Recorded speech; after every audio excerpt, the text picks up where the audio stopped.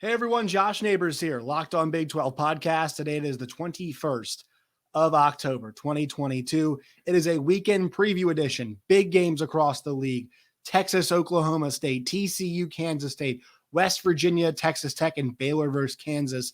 Previews of all of them and what is on the line. Discussion about that coming up on today's show.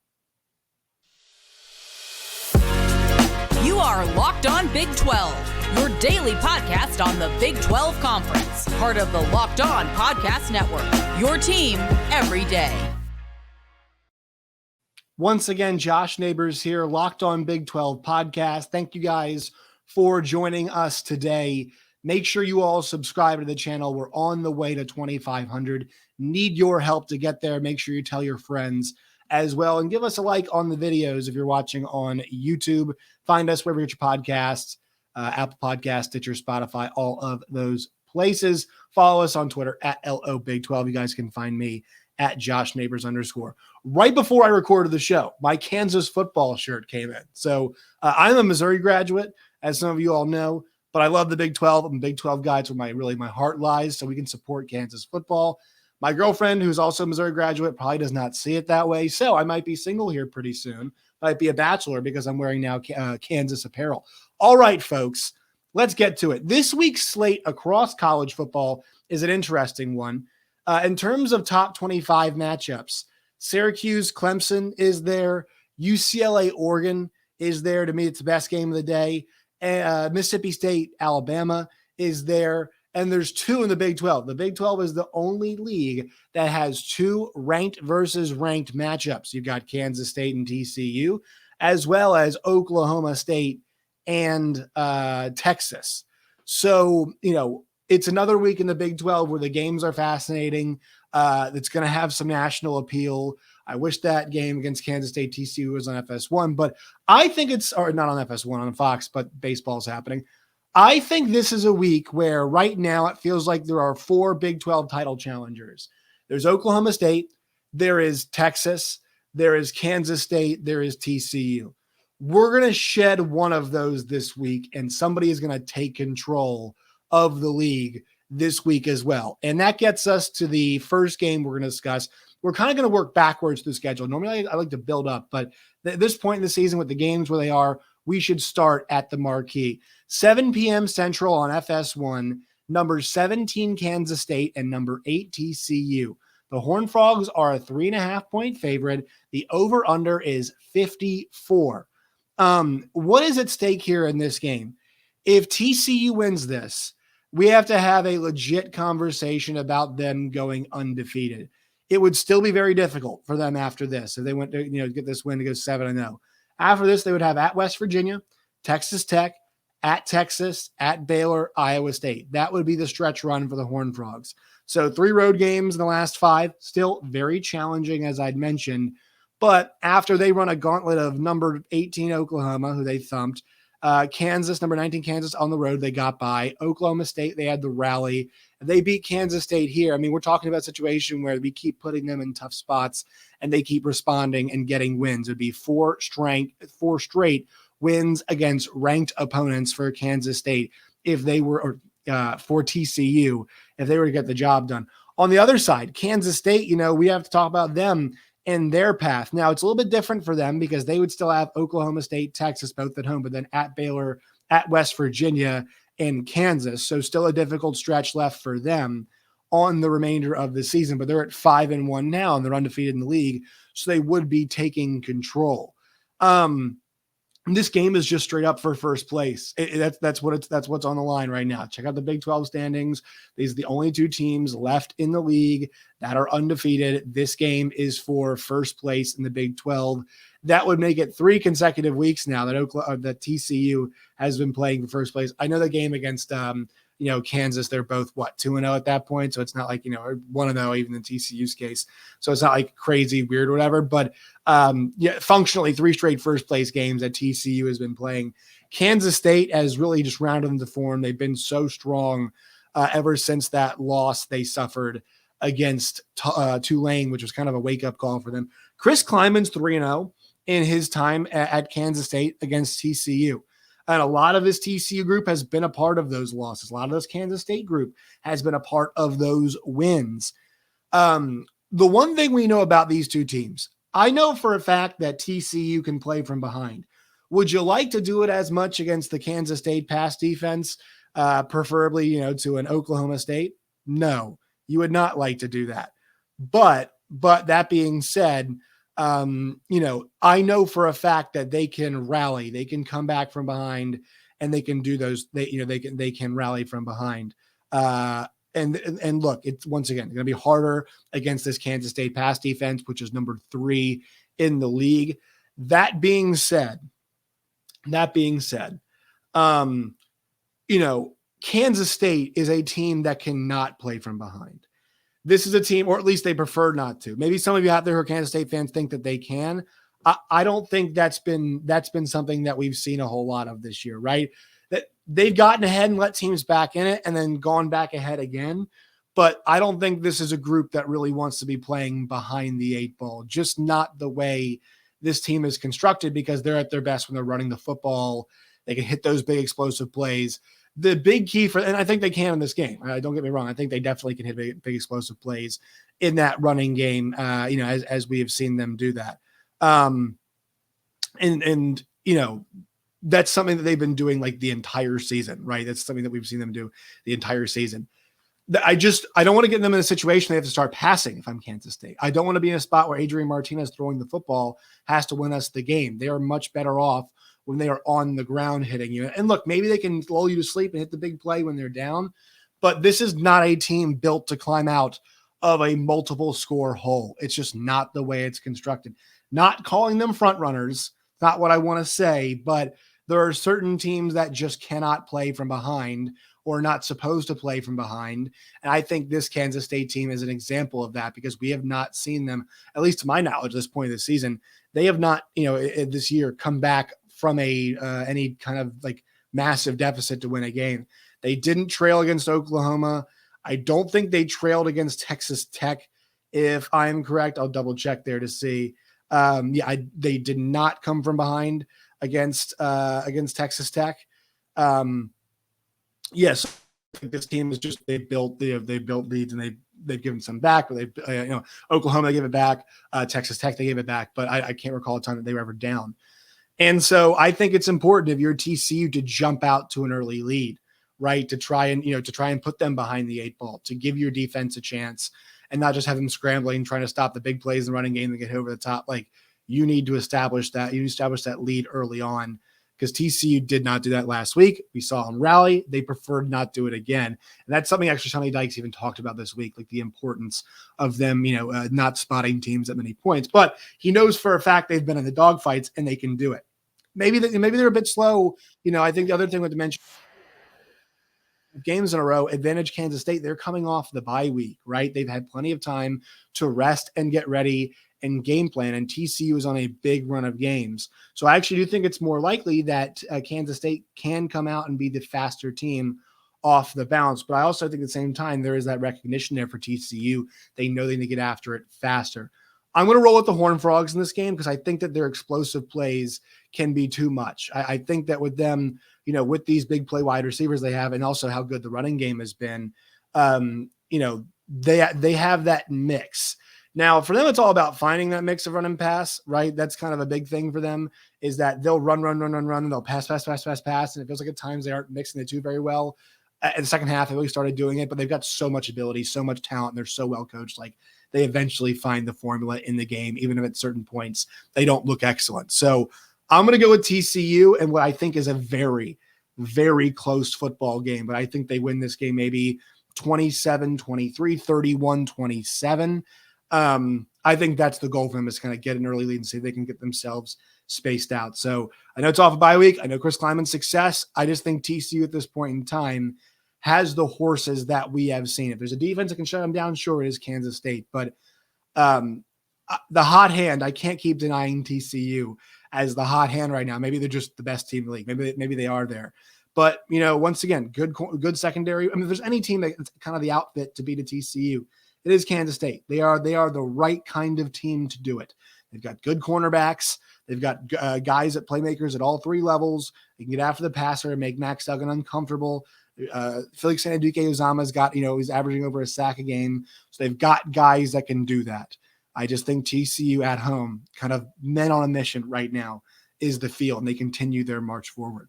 All right, second game we're going to get to here, 2:30 on the ABC. Number 20, Texas, at number 11, Oklahoma State. Since 2015, this series has featured 6 games that have been one-score contest. This is a game that I think eliminates somebody from Big 12 title contention. It would be a second conference loss for both of these teams. For Oklahoma State, it would be a second conference loss to two of the teams that would be ahead of them, right? And also, it would functionally put you 2 games back. To pass Texas in the standings, Oklahoma State would need one less loss, right? Because the tiebreaker would go to Texas. Same thing for Texas's direction, right? So it wouldn't fully KO you, but I mean, pretty damn close, especially if we think these two teams will be hanging around the Big 12 title picture for as long as the season goes. Having to get that extra loss in their L column from somebody else, right? That basically guarantees you're going to help from somebody else on multiple occasions. They'd have 2 losses, you'd have 1, and they'd also have that tiebreak over you, as I'd mentioned. So that tiebreak math begins to come into play here. And as I mentioned, it didn't totally clarify this, but for TCU, TCU can get wins over Kansas State and Oklahoma State and get that tiebreak situation squared away for them. It's a pretty good place to be in if you're TCU, to have those 2 schools who are towards the top of the league, kind of be there for you. All right. This matchup, Oklahoma State has the worst pass defense in the Big 12. This is a place where I think Quinn Ewers and company can take advantage of it. I think Texas is the better team. I think they're the healthier team. I think they're the team that just came off the scare, and they feel like, they know they have to play better. And they also feel like, hey, we would have lost a game last year. So there's some confidence there. This is a team that they owe one to, with the way Oklahoma State beat them last season. This feels like a situation where Texas has the better team, right? Texas has the more talent. They have the better defense. Not gonna say they're the better quarterback. They have the more talented quarterback. Not gonna say they have the better quarterback, though. We'll not say that. They have the better running game.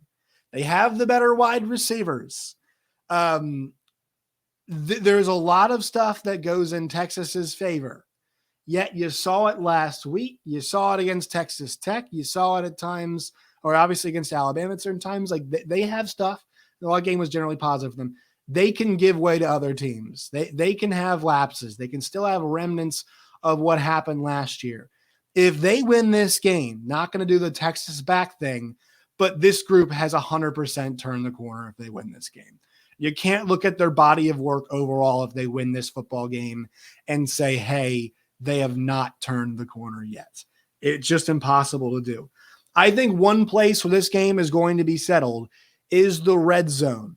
In terms of red zone defense, when we look at that, this year, the red zone defense has been really good for Oklahoma State, which is actually kind of surprising because their defense generally has not been awesome this year.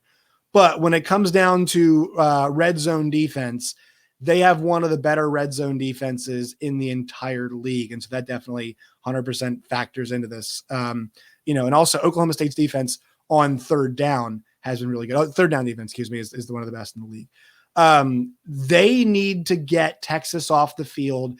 They need to make sure Texas is kicking field goals and not scoring touchdowns, right? Because at times that's what this Oklahoma State offense can do. It can stall. And if they can't run the football and Spencer Sanders is banged up, although it sounds like people don't think he's that banged up. Some of the receivers are banged up. It feels like just for Oklahoma State, there are moments where their offense is going to stall. They're going to need Texas to stall with them. So I think that is something that we have to look at here. And I think also because this Oklahoma State pass defense is what can really get hit. Now, Texas was able to run the ball last week on Iowa State, which is pretty impressive at times. I think they'll try again this week, but I think they can win this game in the passing game because of Oklahoma State's deficiencies on that end. They just need to take care of the football in the red zone. That's the big thing for Texas. They have to take care of the football in the red zone. They need to make sure they are converting more often than not touchdowns instead of field goals. That is critical for the success of the Longhorns. I give the coaching edge once again to Oklahoma State. That makes this game really hard to handicap. But I've seen enough from Texas at this point in time for me to believe that they are good enough to win football games like this on the road in this spot. Quinn Ewers is good enough. The running game is good enough. Their defense is good enough. They just cannot have the lapses like last week, Xavier Hutchinson being wide open. They cannot have that. They have to be on the right side of the mistakes this week. And look, last week, Oklahoma State was on the wrong side of them. You think maybe get it cleaned up. Texas ends up being on the right side of some of the mistakes in that game. You think, hey, maybe it flips here. I think Oklahoma State plus the points is a good play. I think it's a close game. I think Texas wins, though. I think this is kind of their moment. They say, all right, we've arrived as a Big 12 title challenger. We are back in the hunt. So we are not back. We are back in the hunt for a Big 12 title. I think it's off the arm of Quinn Ewers when this happens in this game because they've got a lot of weapons in the passing game. I think they use the running backs in the passing game as well. Get those guys in space to make plays, and then they can really mix that run of the pass as the game goes along. So I'm going to take Texas. I'm going to take them on the road. Obviously don't feel great about it considering what happened at Texas Tech, but I think it's time for them to put their foot down and get the job done in a tough environment. I think they do it. 2:30 on ABC. All right. The last two games, we'll get to in 1 second, but first a word from our sponsor. Today's show is brought to you by Underdog Fantasy. It's the easiest place to spice up college football season for you. They have selections available for any game that we're talking about, things like over-under passing yards for Quinn Ewers or Spencer Sanders or things like that, rushing yards for Bijan Robinson. So you guys can go today to Underdog Fantasy, use the promo code LOCKEDON, LOCKEDON, locked on. And what you guys can do is you guys will be able to double your first deposit with that promo code locked on today. Once again, go underdogfantasy.com or find the Underdog Fantasy app in the App Store, Google Play Store as well today. All right. The other games remaining. We'll go to 11 a.m. now on ESPN2. Kansas at Baylor. Baylor has won 12 in a row in this series. Kansas has to get off the field on third down here, folks. Also, it sounds like Blake Shapen's probably going to play. At least that's what the folks in Baylor or Waco are telling me. So with that in mind, the stats last week, Kansas, my Jayhawks, allowed Oklahoma to go 16 for 21 on third down. 16 for 21 on third down is absolutely absurd. That cannot happen again. It absolutely can't, because while their offense can score at an unbelievable clip, the Jayhawks, their team under Jason Bean does make mistakes. They do give turnovers. He's had a few of his own. And with the way the defense is playing right now, they're not in a situation where they can manage that. They're not in a spot where their defense is good enough to continue getting stops. Got some late in the game. They made it a 10-point game. But to me right now, it feels like this team is a wounded animal because of injuries. They're still good. I mean, they still covered in the last two games. They're still undefeated against, they pushed last game, but they're still undefeated against the spread, like the closing spread at game time. They're still making these games close, even though there are losses. All right. So this Kansas offense, I feel like they're still going to hit some explosive plays. We saw Baylor's defense get knocked around last week. We'll see if KU can run that football with Devin Neal and Kai Thomas. We'll see what happens in that passing game. I think they can keep it close because of how explosive the defense is, how explosive the offense is, but they can't be getting into that hole. They can't be doing this stuff where they go down 14. I know they did it earlier in the season. They can't go down to the whole 14-0 though and directly climb right out of it because their defense cannot get stops. Their defense is not at the point now where it's forcing those big turnovers anymore. It's just not happening for them. And so when you're at that point, you need to make sure that you're getting some stops early and you're managing the situation on the scoreboard and you're not finding yourself down 14, 17, 21-3, 21-10, whatever it is. Like, you can keep playing catch up and you can cover, which I think they do in this game, but you can't maintain any semblance of truly trying to win the football game when you're always playing catch up and your quarterback's mistake prone. It just won't work for them. So I'm going to go with Baylor. I think they bounce back in this game. Blake Shapen was on his way to a massive day last week. Sounds like he's okay. So I'm going to go Kansas plus the 9.5 with a late backdoor. I think this one kind of plays out potentially like last week's Oklahoma game plays out, just because we've seen how explosive that Baylor offense is now that they're willing to toss the rock around a little bit. Please keep tossing it around. So I think because of that third down defense, I don't think KU gets off the field. I think Baylor takes advantage. I think they do really well. They're not this amazing third down offense. Like they're 51st, something like that in the country on third down. But at least that's what was when I last checked. But I think that they can move the ball enough and they can score enough touchdowns and kind of keep Kansas at bay. Although I do think the Jayhawks do cover late in this game. So I'll take Kansas plus 9.5 just because they're undefeated against the spread. But I feel pretty comfortable saying Baylor is going to win this football game. Last but not least, West Virginia and Texas Tech at 2 p.m. on FS1. I believe it's 2 p.m. on FS1. Let's make sure we double check here to make sure that is correct. You can see the spread right there, 6.5. I'm going to go with the road team in this game covering, and I think also winning. 2 o'clock FS1 for a couple reasons with this. West Virginia has the edge in red zone offense. They have the edge in red zone defense. And also the quarterback situation, while we know Baron Morton and Donovan Smith are good to play, and look, we've heard some talk about Tyler Shuck too, I'm just not sure that team is ready to go. And I know JT Daniels will turn the ball over a whole some at times, but this Texas Tech team is not very good at forcing turnovers. They're just not at this point in time. Tony Mathis got a big shot of energy last week. He's looking really good. I think Texas Tech is good. It's just the quarterback carousel has got me way too worried. The reason I'm not going to spend a ton of time in this game is I've got no idea what's going to happen. I think CJ Donaldson's supposed to come back. I think the quarterback situation, they should be okay, but I'm not positive on that Texas Tech side, so you're really not sure what you're going to see. I know Tyree Wilson will try to get after the passer. Some games West Virginia has run the ball pretty well. Some games they have not run the ball very well. Can they do that today? Well, JT Daniels have one of those boneheaded mistakes in games. He said some games where he's played phenomenal and just kind of makes one mistake there towards the end, but it's usually like, the 2 games where he's had end of the game mistakes, the defense has not always held up its end of the bargain. The Kansas game, the defense was not good enough. And the West Virginia game, their defense was not bueno. The West Virginia defense was not good enough against Baylor last week on Thursday night. So can he avoid that late big game mistake? I think he does here. I think their red zone offense is really good. I think their kicker, also Casey Legg, might have something to say about the outcome of this game. So I think it's close. So I'll take the points.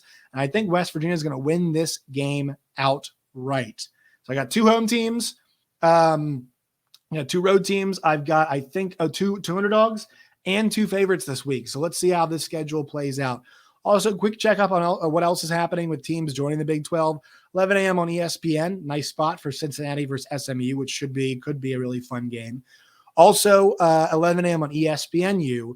It is Houston at Navy.